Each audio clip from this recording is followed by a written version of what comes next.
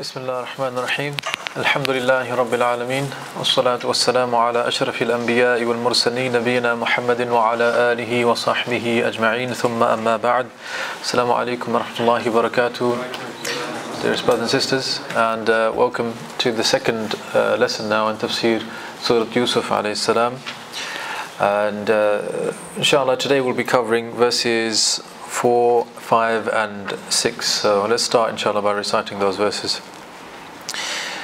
أعوذ بالله من الشيطان الرجيم بسم الله الرحمن الرحيم إذ قال يوسف لأبيه يا أبت إني رأيت 11 كوكبا والشمس والقمر رأيتهم لي ساجدين قال يا بني لا تقصص رؤياك على إخوتك فيكيدوا لك كيدا إن الشيطان للإنسان عدو مبين وكذلك يجتبيك ربك ويعلمك من تأويل الأحاديث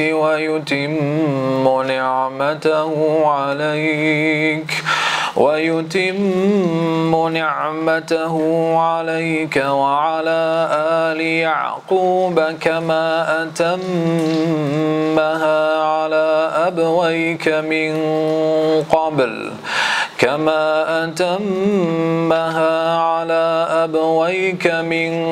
قبل إبراهيم وإسحاق إن ربك عليم حكيم. Okay.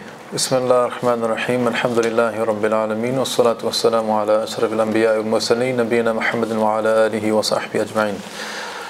Okay, so last week we took the introduction to the course and also introduction, if you like, to the surah, and that's how you can understand the first 3 verses of Surah Yusuf, because they seem as though they're not really talking about the story, right? They seem like, Alif Lam Ra Tilka Ayatul Kitab al-Mubin.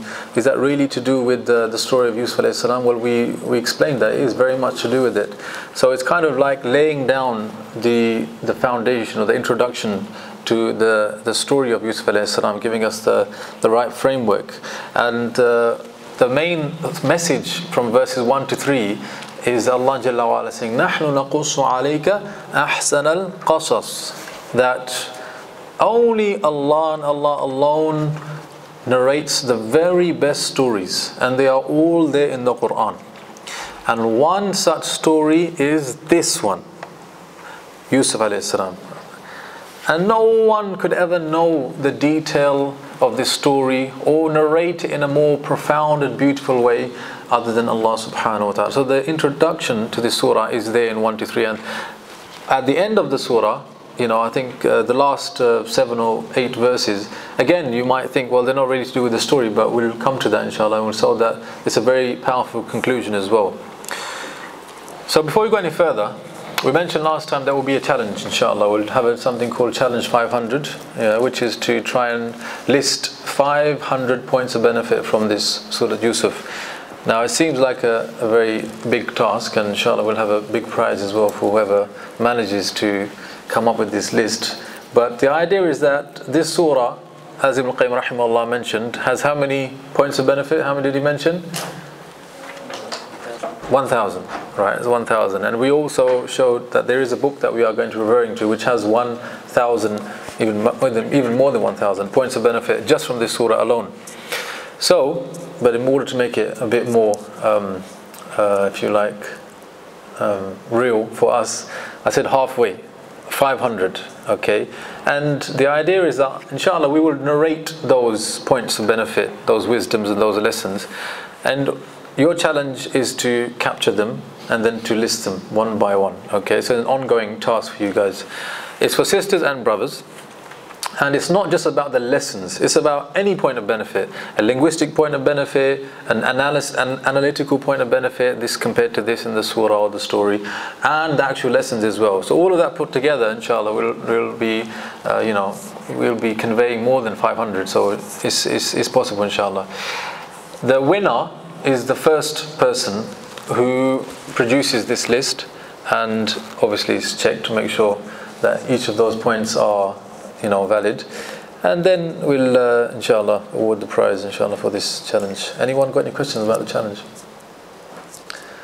Last time there's 12 brothers that said they're up for the challenge, so anyone can participate though, inshallah. Yes? Are we allowed to use the book which you can use any resource. This there's any book whatsoever. Even the book which mentioned 1,000? Even the book that mentioned 1,000. If you, mashallah, go to the book and write down the 1,000, then khalas. The whole purpose of the challenge is to get the brothers and the sisters to study. So yeah, I'm more than happy with that. You wanted to ask?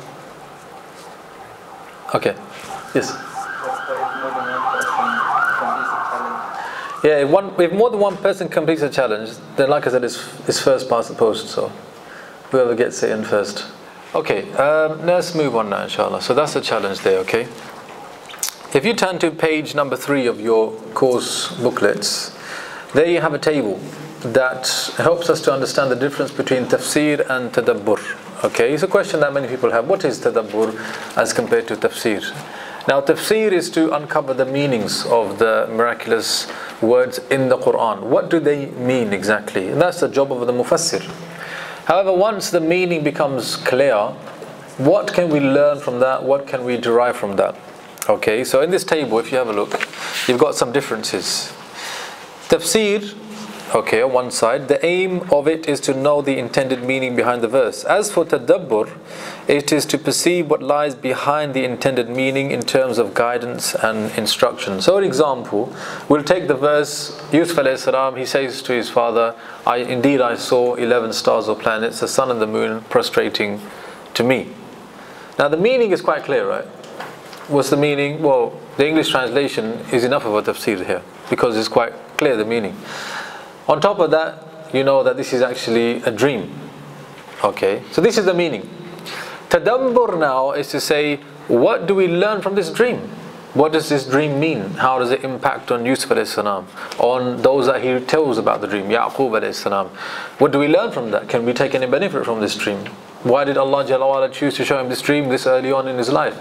Do you see? This is now trying to extract guidance from the understood meaning. Does that make sense? Yeah? Tadabbur and tafsir. Another difference. Tafsir, the objective of the mufassir is to know the meaning of the verses. The objective of the mutadabbir is to benefit from the verses, act upon them, believe in them, and to be spiritually uplifted by them.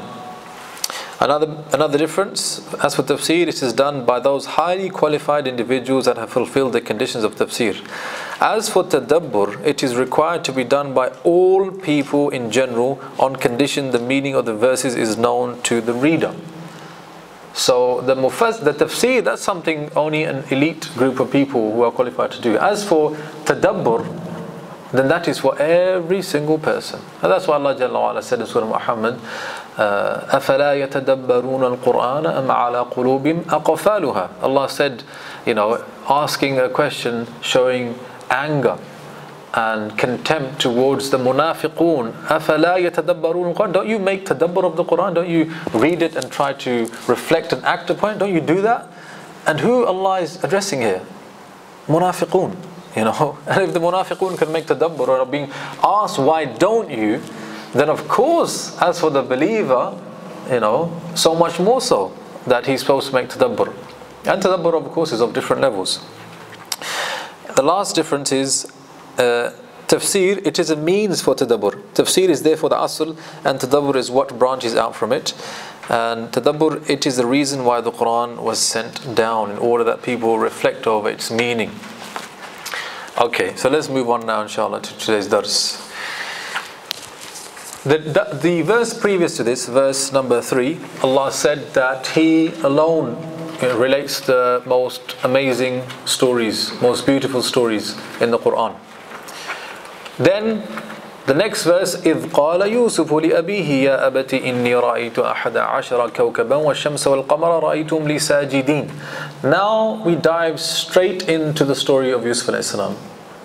It starts off with him telling his father about a dream. Now, in order to get as much benefit out of this course as possible, you need to empty your mind of everything you already know about his life.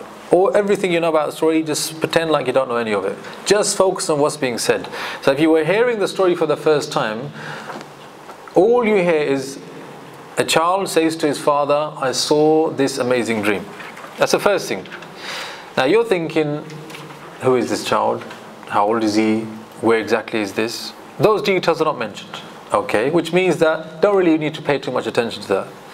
So with that in mind, you can say, okay, so we dive into the story at a particular point in his life. This point is the beginning of the story. What happened before doesn't really matter too much. Ibn Ashur says Allah started this verse saying, إِذْ قَالَ Yusuf. إِذْ usually translated to mean when.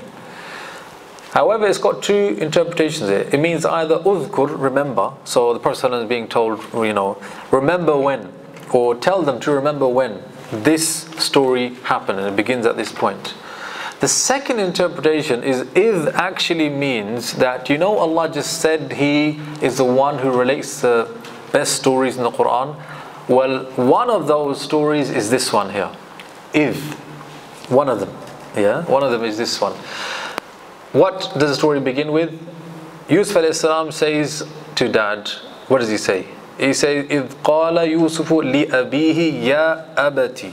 O father, indeed I have seen 11 stars or planets. أَحَدَ عَشْرَ كَوْكَبًا is kawakib.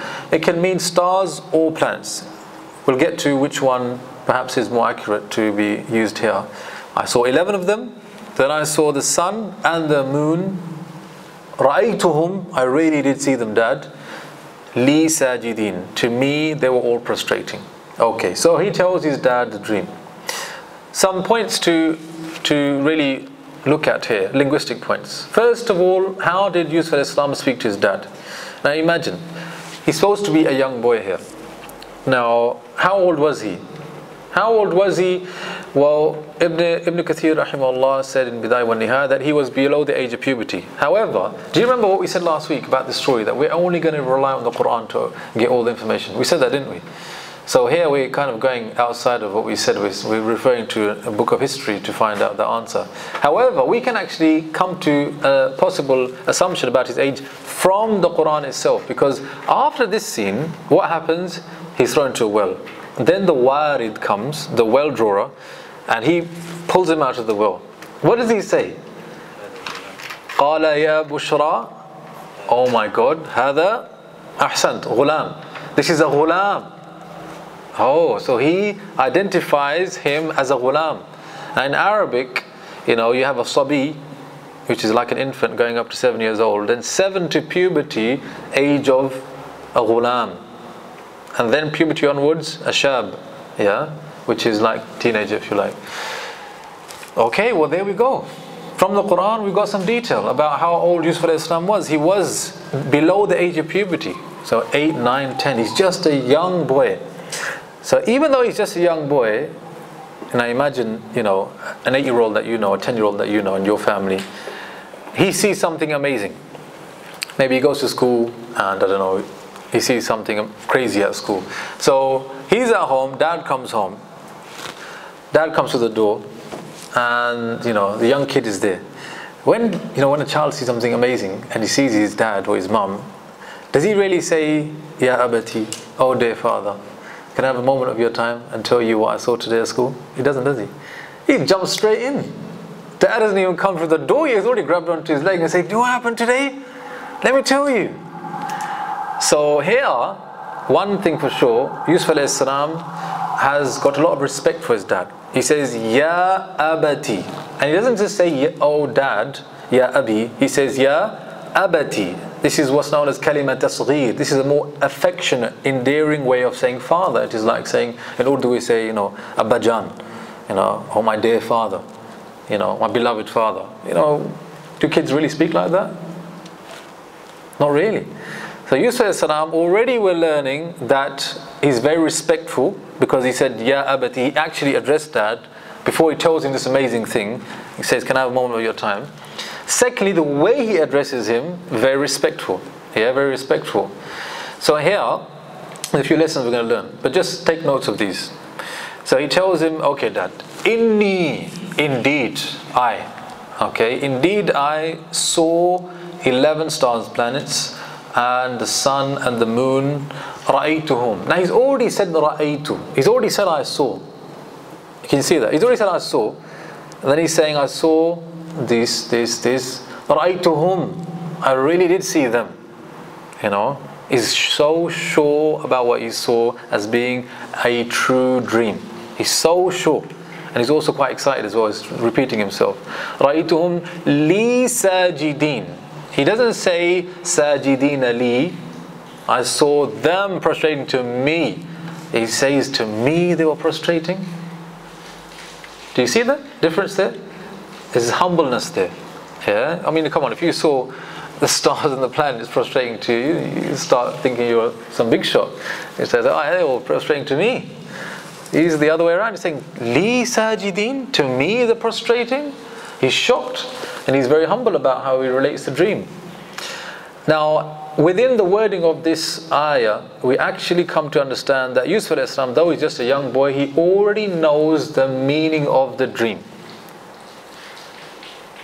How can we tell that he already knows the meaning of the dream? There's something about the wording here which kind of shows us he knows what the dream means. Okay, so the brother said, because if you look at the wording, in Arabic, plurals, they can be made in the rational form and the non-rational form. Have you come across this? Living and non-living plurals. So here, Yusuf al-Islam, though he saw the sun and the moon, which are non-living entities, he never said, رَأَيْتُهُمْ لِي سَاجِدَاتٍ, which is a plural reflecting non-rational beings. Rather, he said rational beings, as if they're living things. So in that wording, there's an indication that Yusuf al-Islam, he knows what the stars and the sun and the planets symbolize. Who do they symbolize? Living beings, right? Brother, you following me? Yeah? They symbolize living beings. So this 11 stars and planets, who do they symbolize? Brothers. Excellent. Sun and the moon. Who does the sun refer to? Who does the moon refer to? What living entity does it symbolize? Mother and father, right? Or is it father and mother? Okay, so here there's some differences of opinion here, okay? As for the 11 stars of planets, in this agreement that refers to the brothers. As for the sun and the moon, there's a difference of opinion. Some said the sun refers to father, others said no, the sun refers to mother. Ibn Atiyah, rahimahullah, in his Tafseer, he made a good point. He said, well, the fact is, number one, that religiously speaking, the mother, she holds a greater station regard to the child than the father, right? The Prophet was asked, Man abar, who is most deserving of my good conduct? And he said, the mother, the mother, the mother, then the father. So 3 times over, she's given a higher station than the father. So that's one thing. Religiously speaking, the mother is always given a higher station. Linguistically as well, he said Shams is a feminine, is linguistically feminine. As for the Qamar, it's linguistically masculine. So those 2 points, he said, show that perhaps the stronger opinion is that the Shams refers to the mother and the father is symbolized by the Qamar. Okay. Then he says, I saw them all prostrating to me. So this is the verse explained. Now, what do we learn from this? What kind of lessons do we learn? Well, one lesson that we learn is the respect that Yusuf a.s. had for his father shows us the respect that this deen commands of children towards their parents. Allah Jalla teaching us here, look at Yusuf a.s. the way he was with his father. That he asked for his attention, and secondly, he spoke to him with kalima tasghir, which is an affectionate, endearing way of speaking as well. So he's respectful and he's very kind and gentle with his words as well towards his father. The other thing is that, you know, the fact is he's a young boy and he's seen something amazing and he actually goes and tells dad about it.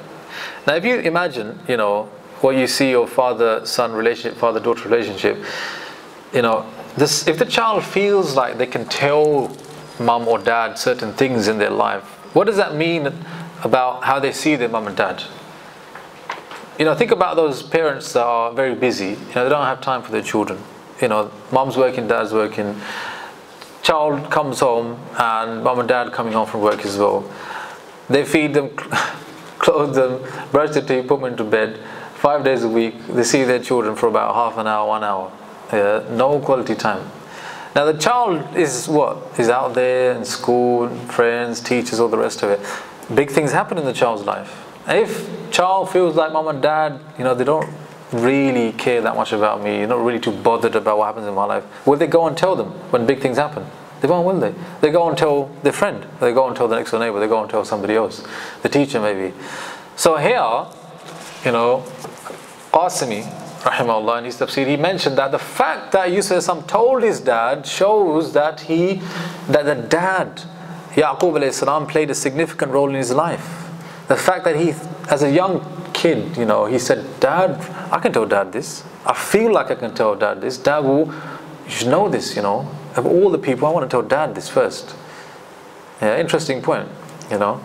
So already we're learning about this, another dimension to these verses. There's the lessons of parenthood here. You know, the way Yaqub alayhi salam was with his child made him very close to him. Okay, made him very close to him. The other thing is, there's another lesson here of etiquette in relating dreams. The fact here is that there is a dream that Allah Jalla wa Ala is telling us about, which means, as Sa'di said, some dreams are true. And not just true, some dreams are inspired by Allah subhanahu wa ta'ala and given to people. Now Yusuf Islam will become a prophet. He's not a prophet now. Okay? So this is a very, you know, general lesson that Allah Jalla wa Ala sometimes He, you know, inspires people by way of dreams. And you know the hadith where some said that true dreams are 146 share of prophethood, which means there are such things as true dreams. Now Sa'di rahimahullah said that this is a true dream and Allah Jalla wa Ala inspires people with true dreams. However, most dreams, okay, they're adghathu ahlam. Adghathu ahlam is a term we'll come to later on in this story. But it just refers to dreams that are just a figment of your imagination or things that you've been thinking about during the day. You know, sometimes you think about something a lot and then it ends up coming in your dream. But that's just something from human nature. Then you have the dreams that are from shaitan. And he said that as for adghathu ahlam, these, if you can call them, you know, pointless dreams, as well as those nightmares that you get from shaitan, as for those two, the Prophet told us that we shouldn't be relating them to anyone. Now as for good dreams, like this one here, you have a feeling that it's a good dream. You might not know the interpretation, okay? Who do you tell about this dream? Here we learn a lesson. From all the people, Yusuf alayhi salam told who? His dad. After this, dad says, don't tell brothers. Don't tell brothers. So here Sa'di rahimahullah said, well, one point we learn here is that good dreams should be related but only to certain people. To people who want khair for you. People who want good for you. Yeah? People who want good for you. Those are the people that you should tell the dream about, not just anybody. Okay. Another lesson that we learn here is something called foreshadowing and flash forward. What does that mean? Well, it means that in storytelling, yeah, there's certain techniques about telling good stories, right? You know, some stories are okay, some stories are amazing, some stories captivate the imagination, and some of the, you know, techniques used in storytelling is this, which is called foreshadowing, which is hinting to something that is going to happen later on. Now what does that do? Well, it makes a person anticipate what's going to happen, right? And like I said, if you don't know anything what's going to happen in a story, you're kind of thinking, what's this all about? What's going to happen later on? The other amazing thing is that it's actually a snapshot of the end scene. It's a snapshot of the end scene. This symbolic, you know, prostration that happens, it does actually happen at the end, you know. And you know, sometimes in the movies, people that watch movies or those cartoons, and sometimes they use this where in the beginning they show you a scene and it's actually the scene that happens right at the end, and you're left thinking, what is it about? And slowly the image is drawn up, and right at the end is presented to you. It's like capturing the ending and bringing it in the beginning. Yeah, that's something called flash forward. And like I said, subhanAllah, these things we come to know about them 1435 years later on. People speak about them and teach them in university, but subhanAllah, going to just the Quran and you can see all of these things clearly laid out, wonderfully, you know. Okay, now we're actually going to do an activity here, and I want everyone to get into pairs for this, okay? So find yourself a pair, inshallah, and we're going to give 2 minutes to do this activity. Then I'm going to select a pair and ask them what they came up with. Now, what's the activity? This here is a dream. You understand what the dream means now? Now the question is, what purpose does it serve in the life of, number one, Yusuf alayhi salam? What purpose does it serve in the life of Yaqub alayhi salam? He was going to tell his father, Yaqub alayhi salam, about the dream as well.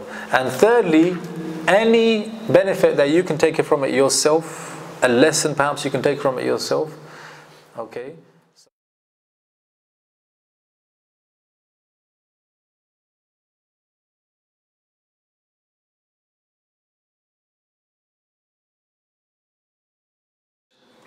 So one thing that was mentioned by Sa'di rahimahullah, the impact it would have on the life of Yusuf alayhi salam. He said, subhanallah, that through this dream does Allah prepare Yusuf alayhi salam to become a prophet and a person of authority. How exactly? Well, because Allah Jalla wa'ala showing him, this is very much similar to what you brothers said, which is that when Allah shows you that in the end you will be someone of high standing, where other people will show you so much respect or honor, Allah is already preparing you for that. Do you see that? As a young boy, Allah showed in the dream, and through the dream is already preparing him that you're gonna become like that. You know, whether you like it or not, that's what's gonna happen to you. Yeah. The other thing is that it's a form of tasliyah, which is consoling. You know, would he just become like that? No. He's going to go through tremendous tests, trials and tribulations. Now the thing is, when he's thrown into the bottom of a well, I mean, come on. A kid thrown in the bottom of a well, I mean, that's staring death in the face, right? So Allah Jalla wa'ala already gave him the dream before that happens. So when he's at the bottom of the well, he's thinking, man, is this the end? It's not the end. It can't be the end. I had that dream. That dream showed me not inside a well, it showed me on top of an arsh. You know? So here Sa'di said, Allah preparing Yusuf alayhi salam for prophecy and for a high standing in society later on. The second thing for Yaqub alayhi salam, you have to understand that Yaqub alayhi salam, you know, loved Yusuf dearly. Okay, and when he's taken away from, when he's basically ripped away from him, and basically a kidnapping kind of occurs where he doesn't know where his son is, and he knows his son's not dead, but he doesn't know where he is, like a kidnapping, right? So his own children kidnap one of his sons for many years. Okay, and that has, you know, a tremendous impact on him. He becomes extremely sad up to the end, where, you know, a double trauma happens, where the other son, Binyamin, is also kidnapped. Then Allah Jalla wa'ala says that his eyes turned white, meaning he became blind, min al-huzn, from extreme sadness. The thing is, Yaqub alayhi salam is going to experience great sadness. Yet at the beginning, he knows that, well, I saw that my son told me the dream, and that dream was from Allah. This is not the end, and he is given something to place his hope in. You know, that Allah Jalla wa'ala, you know, has something in store for my son. You know, and he continues to hope in Allah subhanahu wa ta'ala, even telling his own sons, La tayasu min ruhillah, don't, you know, give up on the mercy of Allah. Yaqub, you're the person telling your sons? Yeah.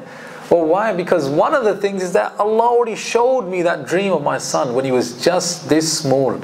You know, so that impacts on Yaqub alayhi salam. The way it impacts on us is that you have to appreciate that before Allah puts Yusuf through these tremendous tests, He gives him the strength to bear those tests. And Allah Jalla wa ala deals with us all like this. Allah said in Surah Al-Baqarah, لا يكلف الله نفسا إلا وسعها. Allah Jalla wa ala doesn't burden anyone beyond their scope. Meaning whatever tests come our way, Allah has given us the strength to bear them.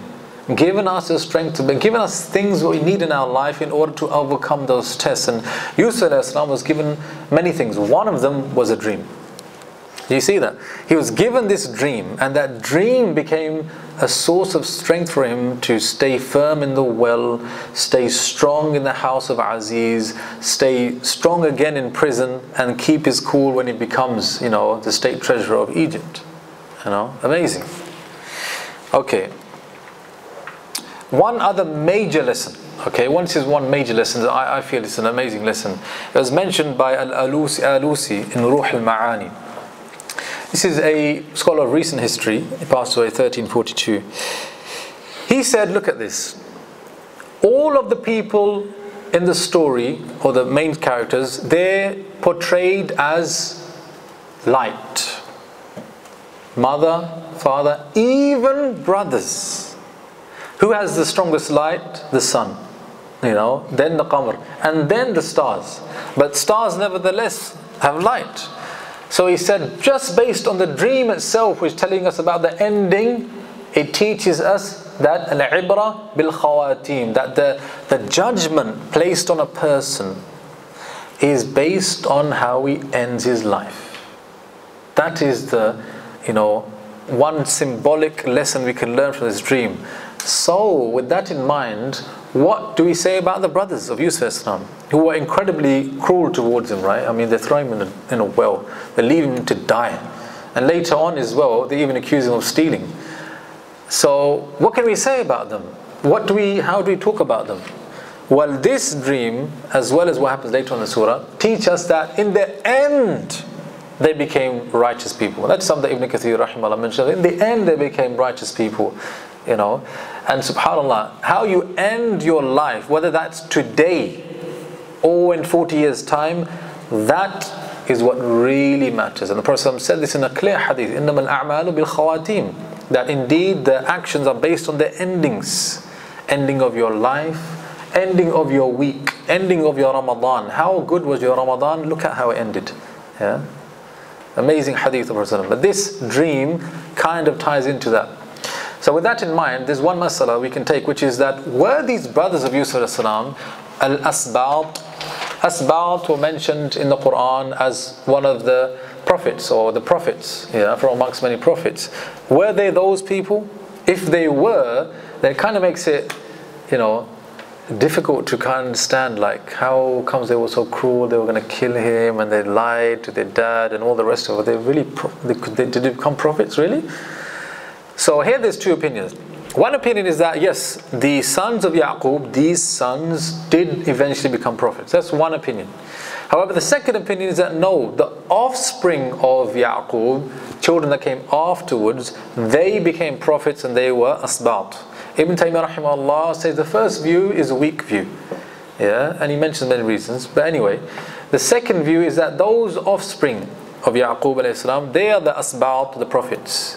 As for the children of Yaqub alayhi salam, these children, well, in the end they made tawbah. In the end they ask Allah to forgive them. In the end Yusuf alayhi salam also pardons them as well. Okay. Any questions about this point? Any questions?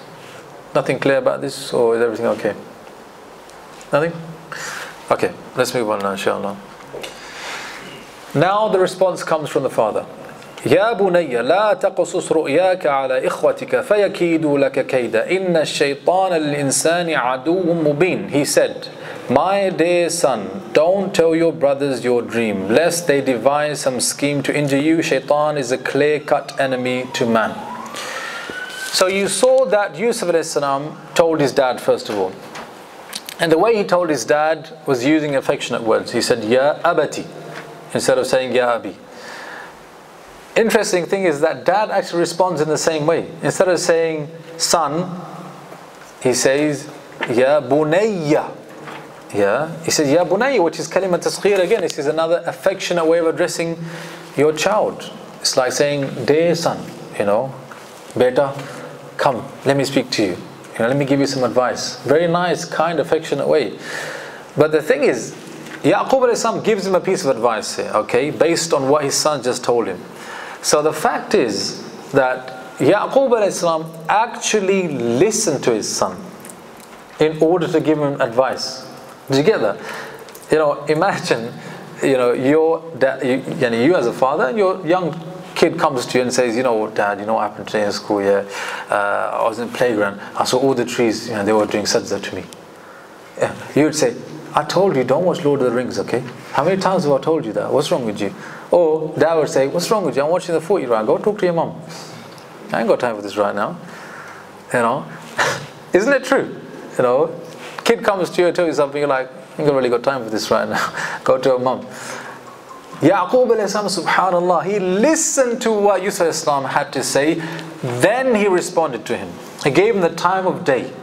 And secondly, the way he spoke to him, Ya Bunayya, my dear son. Let me give you a piece of advice, okay? La taqasus ru'yaka ala ikhwatika. Don't tell your brothers about the ru'ya. Yeah, he mentioned the word ru'ya. Ru'ya means dream. Yusuf alayhi salam never said I had a dream. He actually just said I saw. Yeah, ra'aytu, I saw. Yaqub alayhi salam understands not just that he had a dream, but he understands the interpretation of the dream. That's why he says, don't tell your brothers about the dream. Why? Because the brothers are very envious of you. That's why I'm telling you. However, he even elaborates why I'm telling you. He says, لا تقص رؤياك على إخوتك. Fa of sababiyah, fa of reasoning. Why, son, I'm telling you not to tell them? Because فَيَكِيدُ لَكَ كَيْدًا, because they will plot and scheme against you. A real plotting. فَيَكِيدُ لَكَ كَيْدًا. Okay. Then at the end he says, إِنَّ الشَّيْطَانَ الْإِنسَانِ عَدُوٌ مُبِينٌ. That indeed shaitan, so he's saying, son, look, another thing is, okay, remember shaitan. He is a clear-cut enemy to man. There's so many lessons just from this, subhanAllah, one statement of Yaqub alayhi salam. First of all, before we even go into that, just to let you know, he said ikhwa. Don't tell your ikhwa about this, to your brothers. Now, Yaqub alayhi salam has two wives, okay? From one wife he has Yusuf alayhi salam and Binyamin. From the other wife he has 10 other sons, okay? So, for them, Yusuf alayhi salam is from that stepmom. Okay, that's already one thing. Later on we hear that they are extremely jealous of Yusuf Islam because they are more beloved to us than, they are more beloved to dad than us. وَنَحْنُ عُصْبَةٌ. Yeah? So it's a fact that dad loves Yusuf Islam and Binyamin more than us that makes us so envious of them. Okay, now the lessons that we learn. First of all, again, affection given by the father, okay, and the impact that has. You need to really appreciate this point because it seems like a small thing. Okay, Yaqub alayhi salam said, Ya Bunayya. He spoke to him with affection. But when you give advice and it's said with affection, it has much more impact. Okay, and one brilliant way that we can understand this is by looking at what Allah said to Musa alayhi salam and Harun when He sent them to Fir'aun. I mean, the last person you speak nicely to is Fir'aun, right? The worst person. So he said, Ana rabbukum al-a'la, I am your Lord, the Most High. Allah said in Surah Taha, verse 44, that فَقُولَا لَهُ, and say to them both, you both say to him what? قَوْلْ لَيِّن لَعَلَّهُ يَتَذَكَّرُ أَوْ يَخْشَى. Say to him a gentle word, so that he may be reminded or that he may fear. Now Fir'aun, Allah is saying, yeah, to him. Speak to him in a gentle way. Address him in a gentle way. Because a gentle way is more, effective in communicating your message. Now, I've mentioned this point before, but you have to differentiate between a strong message and gentle wording. Do you get this? There's a difference between the two. He never said to Musa Islam that, go and tell him a watered down version of Islam. He never said that. لَعَلَّهُ يَتَذَكَّرُ أَوْ يَخْشَى. Say to him a gentle word that may make him reminded or fear. So the message is going to be strong. But the way you say the message, nice, kind, gentle words. And you know the hadith, Prophet Sahih Muslim, that إِنَّ اللَّهَ رَفِيقٌ يُحِبُّ الرِّفْقَ, that Allah is gentle and He loves gentleness. And He places in gentle actions that which He doesn't place in harsh actions. So the impact of using gentle words is something that we learn just from Yaqub alayhi salam here. Yeah, Ya Bunayya. Now he says a few things which kind of seem a bit problematic, okay? Number one, problematic in the sense that nothing's actually happened yet. The brothers haven't actually done anything to Yusuf salam. And, you know, we're supposed to have what's called husnul dhan, good assumptions about other people, right? And we're supposed to stay well away from su'ul dhan. Allah said in Surah Hujurat, Ya ayyuhalladhina amanu jtanibu kathiran min ad-dhan, inna ba'd ad-dhanni ithm, that stay well away, believers, from bad assumptions of people. Some assumptions are in fact sinful. Here, Yaqub alayhi salam tells his son, La taqasus ru'yaka ala ikhwatika fayakidu laka kayda, because they're going to plot against you. Have they plot against him yet? No, they haven't. So it's an assumption that they may well plot against you when they hear that you had a dream in which they are prostrating to you. So how do you reconcile between this? How do you reconcile that it's true, we're supposed to have husnul dhan of people, yet Yaqub al-Islam is telling him, no, to be honest, I assume that they're going to do something bad to you. How do you reconcile this point? Okay, so as the brother mentioned, to be honest, this is what Sa'di rahimahullah mentioned as well. He said that the fact is that there is no su'ul dhan really here. Or you can say that it is su'ul dhan based on qara'in, based on other factors, evidences. So what Shaykh Sa'di rahimahullah is saying is that, look, sometimes you're allowed to have evil assumptions about other people when it's based on evidence. When it's based on evidence. You know, when it's based on evidence, it's not really assumption then, is it? If you see, you know, you're walking down the street, you know, 12 o'clock at night, and you see some hooded brothers or, you know, people there in the corner, and they're smoking away, smoking drugs and all the rest of it, and they look shady and they start walking up to you.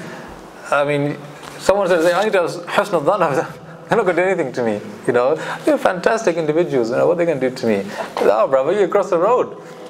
Yeah.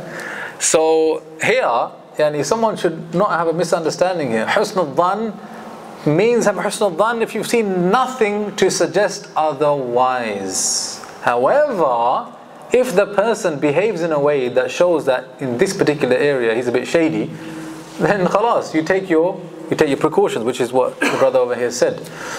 But this is what we learn. And subhanAllah, it's an important lesson. The second thing is that isn't this a type of ghiba, talking about others, you know, behind their back, saying about them, فَيَكِيدُ لَكَ كَيْدَ, that they are, you know, people that scheme and plot against others. Isn't that a type of ghiba as well? Isn't that a type of backbiting that, you know, hang on a minute, you know, we just said something about them, which is kind of like backbiting them, isn't it? So, you know, how do you reconcile here as well? That for sure, as the person said, that ذِكْرُكَ أَخَاكَ بِمَا يَكْرَى, that the definition of backbiting is that you speak about somebody else in a manner that they won't like. Now, will they like being talked about like that? They won't like that, will they? Brothers, do you agree or not? Yeah. But no, it's of course not ghiba. How is it not ghiba? You're warning them about them. You're warning them about. Okay, that's very close. Anyone else? He's pretty sure that he knows that the kids are going to do something, so he's warning someone against them. Okay, so again, he's pretty sure that they're going to do something, so he's warning against them, yeah. Warning against the greater harm. Warning them against a harm, okay. This is kind of all together coming together to give us the answer, which is that if a person is, you know, fairly sure that another will end up doing harm to this person here, then you're in a position to give advice. Okay, you assume the position of giving advice. Now when you give advice about somebody, it has to be truthful. Yeah, it has to be truthful. So, for example, a brother says, look, we're thinking of electing this brother as the head ISOC. Okay, what do you think? And you've been the brother's friend for many years. And you are in that position at that time allowed to say, he has these good qualities, and unfortunately these bad qualities. And those bad qualities, if you didn't say it as a piece of advice based on evidence, then it will be ghiba. But if you're in a position of giving advice and you're saying it based on evidence, it is not ghiba. Just like Yaqub alayhi salam is in a position to give advice. And the advice he's giving is not based on assumptions, it's based on evidences. Then this does not count as ghiba. Just like when it's time for marriage, okay? Sisters inquiring about certain brothers, or the sisters' families inquiring about certain brothers, and they come to you and say, what do you know about this brother? We know that you're quite close to him. What do you have to say about him? So if you know that the brother's never had a job for the last 2 years, and he's struggling, he's in debt, and all the rest of it, you can say, well, he's got these good points, but as for this area of his life, it's not looking too good. Okay? This is not considered ghiba. Okay? But those two lessons that we learn here. Ibn Arabi mentions another lesson, which is that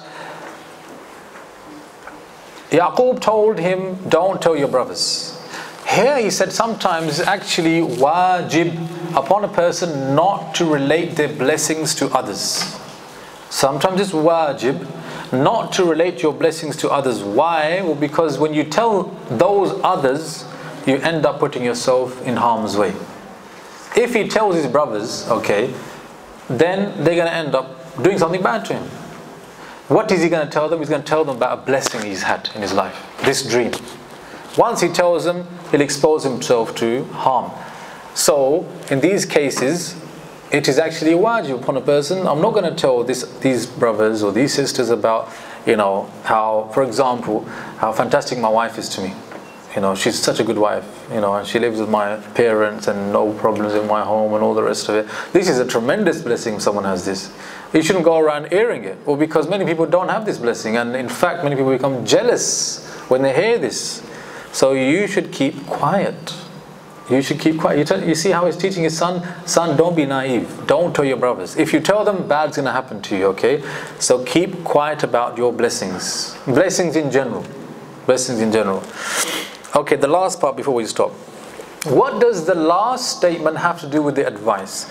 Inna shaytana lil-insani aduwwun mubin. So dad says to son, don't tell your brothers about the dream. You tell them, they're gonna plot and scheme against you. And shaitan, to man, he's a clear-cut enemy. So what does, how do we understand this as one whole piece of advice? What does shaitan have to do really with all of this? And how do you think, what do you think Yaqub alayhi salam is trying to tell his son by mentioning that shaitan, he's part of the picture and he's a clear enemy to insan? Yes? Maybe not to hate his brothers or have ill feelings. Okay. Maybe the clear enemy is the shaitan. Or if they end up doing anything, it's not coming from them. Shaitan's got a lot to do with it. Okay, it's very good. I can pass it to the brother. MashaAllah, tabarakallah. So Yaqub alayhi salam is saying, yeah, your brothers, man, they're not good. They're quite envious of you. They're going to be quite mean to you, to be honest. However, shaitan is there. Shaitan is the one who motivates them to do their sin. Now we need to qualify this, because we're not saying shaitan is responsible for our evils. Is that what we're saying? That we do a sin, we say, it wasn't me, it was shaitan. We don't say that, do we? So how do we understand this? Well, as I think there's a Sa'di, no, I'm not sure who mentioned this point. But the point was that here, the nafs wants to do evil sometimes. And nafs ammara bisu, Allah said that there's a type of our nafs, or a portion of our nafs, that wants to do some evil sometimes. Now shaitan, he calls on that evil. Yeah. So what was the evil that was inside the nafs of the brothers? What was that evil? Very good. Hasad.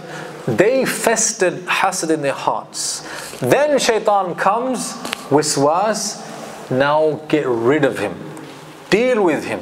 Okay? Shaitan is inciting you to do evil because he sees evil in your nafs. Had you dealt with your nafs properly, Shaitan would have no authority whatsoever over you at all. You know. So here we're learning that the evil, we are responsible for it because it originated from us and then we were led on by Shaitan. But Shaitan nevertheless is part of the picture. So this brings us on to what the brother said, which is that Yaqub alayhi salam telling him that, look, your brothers are going to be very evil towards you. However, remember Shaitan was there as well. Okay? And subhanallah, that has an amazing impact on him. Okay? Because if we go, I think I'm going to skip here. Yes, because of time I'll skip to this slide here. Because later on in Yusuf alayhi salam's life, he actually says some things which show us that the advice of his father lived with him for more than 40 years and helped him to deal with what happened when he was just a young boy with his brothers. Okay, what does he say?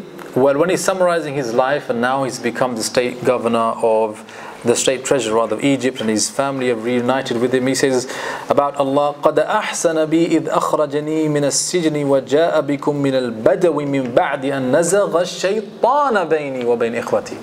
After 40 years he says, you know, Allah, He done good to me. He saved me from prison and He brought all of you, my family, from the you know, living as Bedouins out there in the arid desert, to me after what? بعد أن نزغ الشيطان. After Shaitan caused enmity between me and my brothers. He remembers what Dad said long time ago. Yeah, Dad told me it was Shaitan, you know. He's part of the picture. And you know what? Shaitan was the reason why, you know, my brothers were inspired in order to, you know, create enmity between us. I remember that. And that allowed him to show compassion to them. لا تثريب عليكم اليوم. He said, no blame whatsoever on you today. How did he find it in his heart to show compassion to them? Dad's advice. Dad told me that, look, they do evil, but Shaitan is also there. Second thing is, which we'll mention next week, is Dad tells him about Allah Jalla wa Ala and who Allah is. And one of the things he tells him about Allah, Inna Rabbaka Alimun Hakim. Indeed, your master is all knowing and all wise. And again, going to verse 100. Right at the end of the story, at the end, Yusuf as-salam, after going through all the tribulations in his life, he says, Innahu huwa al-alimul hakim. Indeed, Allah, He is all knowledgeable and all wise. Okay? Inshallah, we'll continue the dars next week, inshallah. Subhanakallahumma wa bihamdik. Ashhadu an la ilaha illa anta astaghfiruka wa atubu ilayk.